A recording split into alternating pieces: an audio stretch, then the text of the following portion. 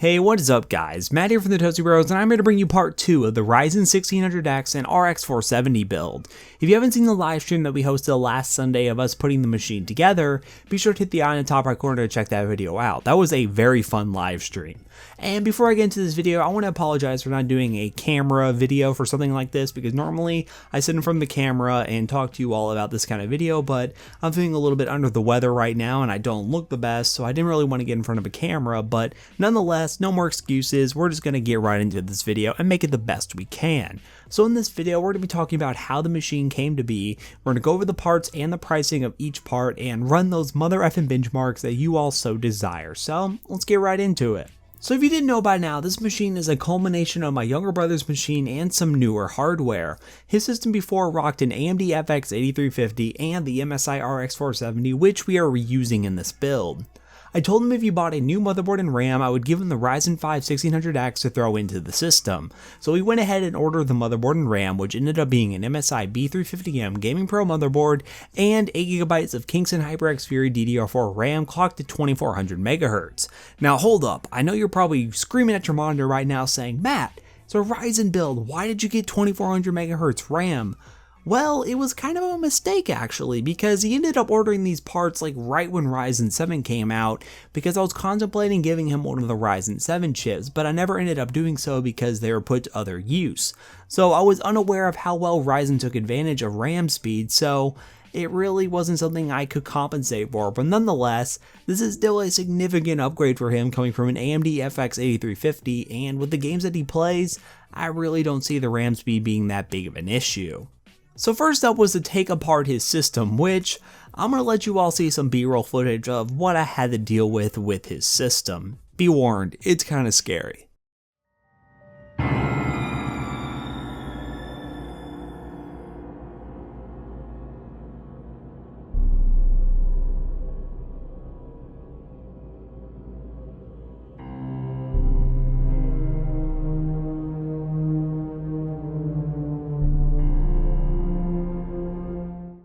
Yeah, so as you can tell, I was really not pleased with the system, so I decided to take it outside and just went crazy with it with an air compressor, and voila, it was as good as new. I was actually quite surprised about how well it worked. But nonetheless, we went right into the build after that. I decided to give him my case, the Red Silent Base 600 from Be Quiet, mainly because his case was beat to all hell and had some busted USB ports, and even though the Be Quiet case that I had was a little bit worn itself, it was in much better shape than his was, so I just added to the donation list. Now that we had all the parts together, we went on building the PC, which again, if you want to see that, definitely check out the live stream with the eye in the top right corner, because it was a really awesome live stream and it was very casual and very unorganized, but very entertaining at the same time. Be sure to check that out. One thing I want to get out of the way is that some of the pricing for the used hardware is just me giving out a guess based on the condition of some of the products, so keep that in mind when how I do the pricing for some of these pieces of the build. The Be Quiet Silent Base 600 was first up, and it's a used case and pretty beat up, so I'm going to give it a value of roughly $50 in this build. As for the motherboard, the MSI B350M Gaming Pro motherboard came in at a price tag of $80 on Newegg. The CPU, of course, the 600X comes in at $250.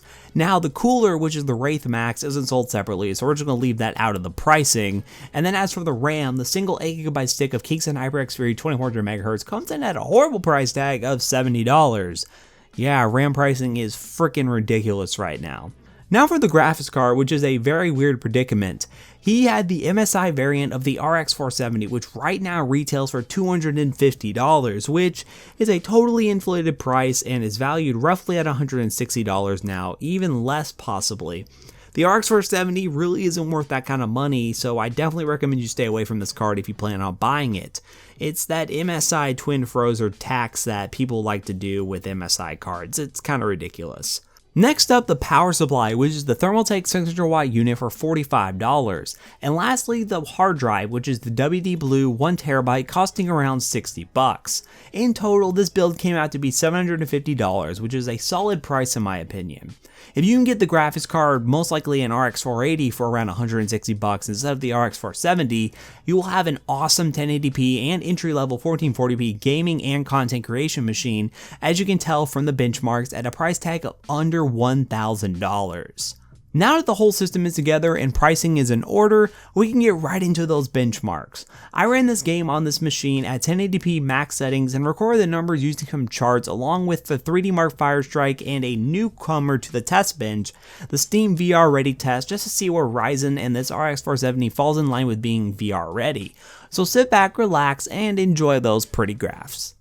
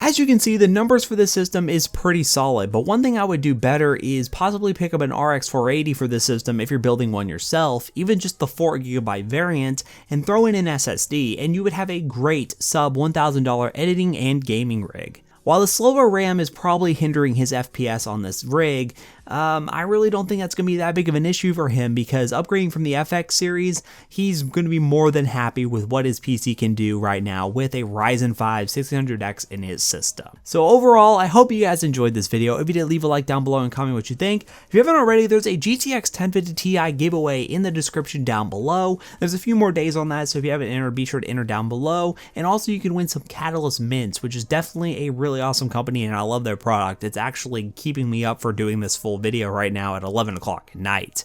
So I hope you guys enjoyed this video once again. If you want to buy any of the parts in this video, definitely keep in mind the exceptions I made for stuff like the RX 470 and get the RX 480, but there'll be different links in the description down below, so just check out the description if you're interested in purchasing anything at all. So I hope to see you all in the next one, guys.